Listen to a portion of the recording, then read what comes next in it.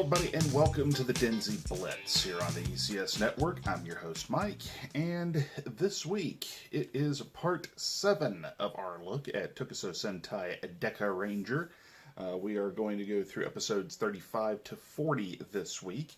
One thing you may have noticed right before the credits started up was we have a Patreon now. I'll go ahead and get this out of the way. Please, if you have a chance, if you feel so inclined, go to our Patreon page. It's patreon.com/ECS Network, where you can become one of our patrons, giving as little as $1 a month to help us with some of the costs of upgrading equipment here at the ECS Network.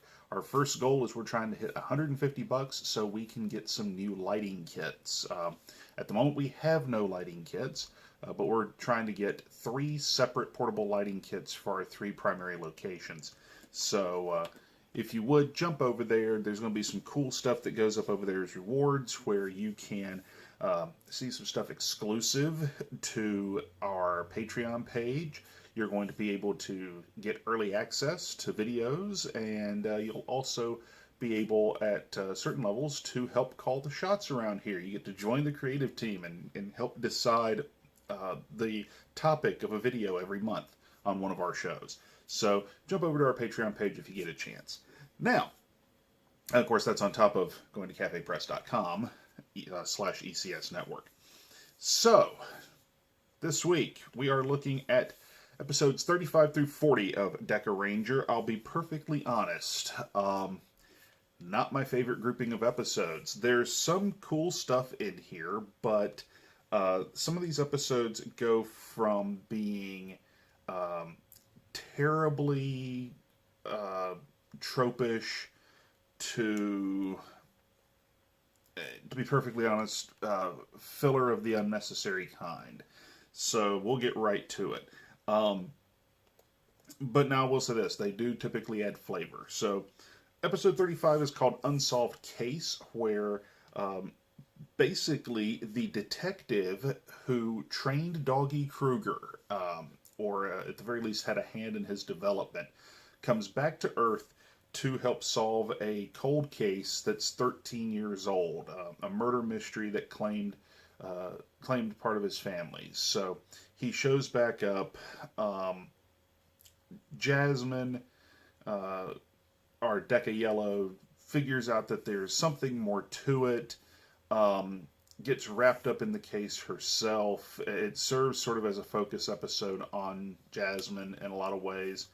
Not a lot in overarching plot information given in this episode, but the idea of the old detective coming back for a cold case where he turns out to really be looking for revenge is an age-old trope in cop dramas. So the idea of them working it into Dekaranger is pretty fun, and it is a pretty cool episode, a fun standalone episode. Not entirely necessary, not a lot of groundbreaking stuff. We do get to see Jasmine get very emotional, and we do get to see that if pushed to her limit, she will go over the edge a little bit. So there is that. But beyond that, not really a plot important episode. Some pretty cool stuff, but push comes to shove. If you're looking for the essential Dekaranger, you could probably skip it. Episode 36 is called Mother Universe. So basically, Swan is getting honored with an award by SPD's headquarters for her work in the scientific field. We find out that her masterpiece in many ways are the Deka machines, the mecha used by our heroes. Typically, though, she is nominated and selected for this award almost every year, but she constantly turns it down. This year she finally accepts, and at the urging of the Dekarangers, who inform her that she deserves a day off, they can handle it in her absence for one day. Well, as it turns out, a former colleague of hers, jilted by the fact that he didn't get the award, goes all mad science-y on us. We do get to see Agent Abrera, as a little more of the underworld mastermind who is looking to improve his black market product and things like that. So for that, if nothing else, I think it's an episode worth watching as part of the overall plot. It is the first encounter between Doggy Kruger and Agent Abrera. It's the first time they see each other. But Hamel, or Heimel, depending on how you want to pronounce it, the serves as the big bad for the episode, for all intent and purpose, designing a remote control mecha, Kaijuki, the bad guy mechas, equipped with a prototype motor, a prototype engine, that if it overloaded and were to be destroyed and exploded, then it would wipe out half the Earth with it. It's that powerful and that unstable. But he creates this Frankenstein of various mecha parts, various past Kaijuki, specifically to defeat Swan's master invention, her great work. Ultimately, Swan does show up. Swan, we find out, can transform herself. She can become DekaSwan. SPD, Power Rangers SPD, used a lot of this episode to allow Cat Manx to become Cat Ranger, although they say in SPD that it's a one-shot morpher. It only works one time, sort of a last-ditch emergency measure. But here, presumably, she can turn into DekaSwan whenever she needs to. She just very rarely, if ever, does. Cool episode. It's the first and, unless I'm really mistaken, only appearance of DekaSwan within the confines of the television series. It is Agent Abrera and Deka Master's first meeting. Realistically, beyond that, it's kind of a comedy-driven, mediocre episode, but there's some plot import involved. So I would definitely say this is one that should be watched just to see the moments, not necessarily for the quality of the entire episode. 37 is called Hardboiled License. Hoji is trying to become a Tokyo, a gold badge SPD officer. And in order to do this, in order to complete the final exam, he will be given a special case by SPD headquarters, by the Space Police, in order to prove himself. And he has to solve the case alone, because Tokyo typically operate independent of any other team. Tetsu in this, our Deka Break, is an exception to the rule. Well, this falls into another one of our tropes of old cop dramas, and that is it's the detective falling in love with someone who is deeply involved in a case, with or without realizing it, on either side. And her brother or significant other or what have you, or you can swap the gender roles, I've seen it both ways, wind up being the bad guy. And so the detective is forced to choose between my love or my duty.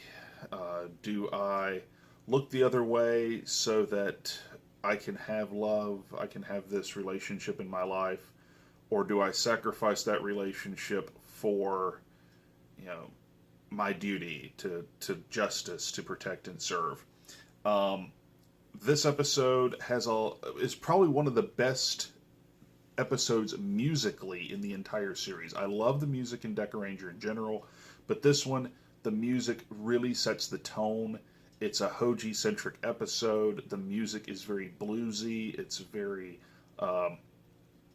very vintage. It has that detective noir feel to it throughout. I like the whole thing. It's a sad episode. That is one bottom line to it. It's a sad episode. but it's a very good one. It gives you some more insight on Hoji. Do you have to watch it? Is it essential to the overarching plot? No, but I would recommend watching it anyway, just because of, one, how well done it is. It's one of those rare Super Sentai episodes without the giant robot fight at the end, because it's completely unnecessary to the plot to have the giant robot fight at the end in this case. But it works out so very, very well. It's a tremendous episode. Episode 38 is called Cycling Bomb, and basically it can be best described as speed on a bike. Basically, there is this childlike alien that kind of resembles a pig, and her species has the ability, especially when they're young, to unlock any lock or unlock any lock. They can manipulate them telekinetically. So this particular alien has more or less turned herself in to the Dekarangers because she doesn't want to work with her Oisan, her basically guardian, who presumably saved her when her parents died in a bank robbery and helped raise her and so on, and together they rob banks. He's a master criminal, so to speak. Well, ultimately, he, in disguise, has a bike that he turns over to, well, I shouldn't say turns over, Bond commandeers it, Decker Red, but it all winds up being an elaborate trap and slightly contrived to where the bike more or less ensnares the alien, who gets terribly car sick. That's why they have to get the bike in the first place. Sets our alien child in the basket locks. The bike has a bomb on it, and if the wheels leave the ground, if the weight on the bike changes, or if the bike drops below 25 kilometers an hour, then the whole thing will explode. And you know, the only thing that Bond is initially told is if you drop below 25 kph, the bomb goes off. But different attempts throughout the episode to circumvent this, we wind up finding out that other things will set the bomb off as well. So, like I said, basically it's speed on a bike. It's a focus episode on Bond. It gets you across the fact that he is willing to put his life on the line, that he is willing to do whatever it takes to get the job done, and protect the innocent. So, and once he gives his word, he's not going to back out of it. So, pretty cool focus episode on Bond. Doesn't necessarily tell us anything we didn't know. Not an essential episode to the plot. It is worth, I think it's worth watching just to see the way they do speed.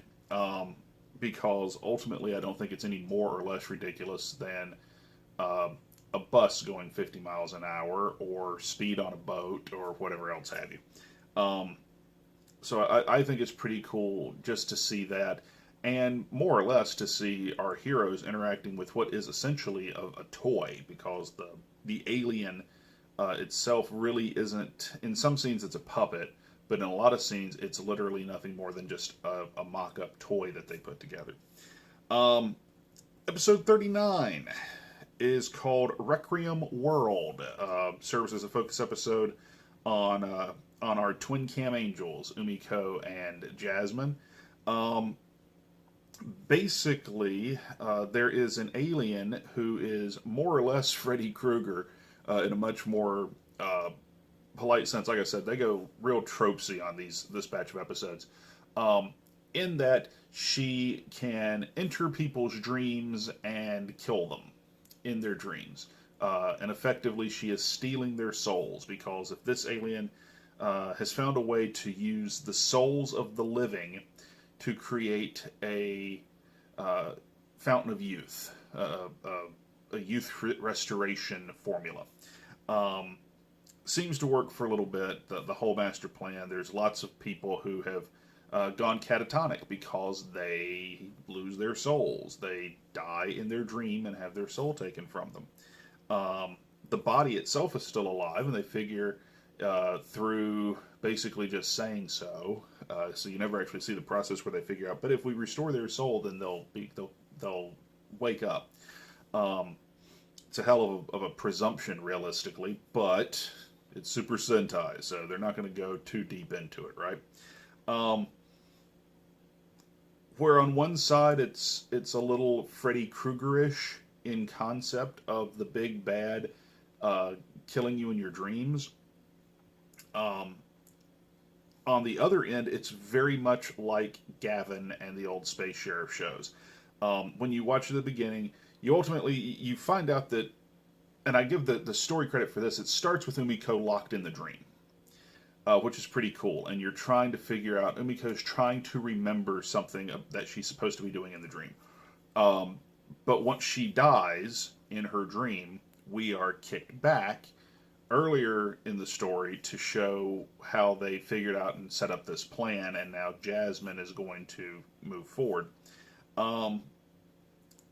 So the reason I say it's very much like Gavin has this thing called Maku space, where the evil criminals of the Maku crime syndicate are 3 times stronger in Maku space, and it basically turns into this very cat drugsy sort of thing where every door you go through, every opening, every hole in the ground leads to some other location and some stupid silly situation.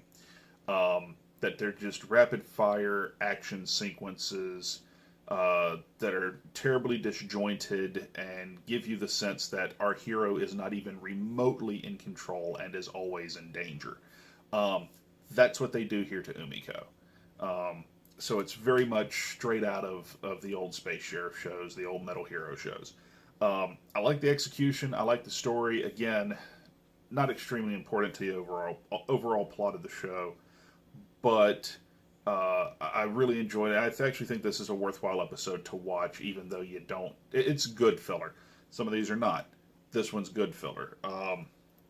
Realistically speaking, Unsolved Case and Cycling Bomb, not necessarily good filler, but Rem World, I think, is. It also gives us an insight to an additional power that Jasmine has, where she can use her SP license to create illusionary worlds for people.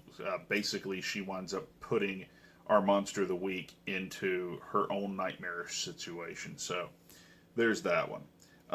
Last but not least, episode 40 is called Gold Badge Education. Gold Badge Education features the debut of our next Dekaranger, because there's like 10 of them overall over the course of the shows and movie. Or movies and show, rather. And this time it introduces us to DekaBright. DekaBright is a commander in the Tokyo, and was the person who trained Tetsu. And basically there's this fire manipulating alien that shows up that she is chasing.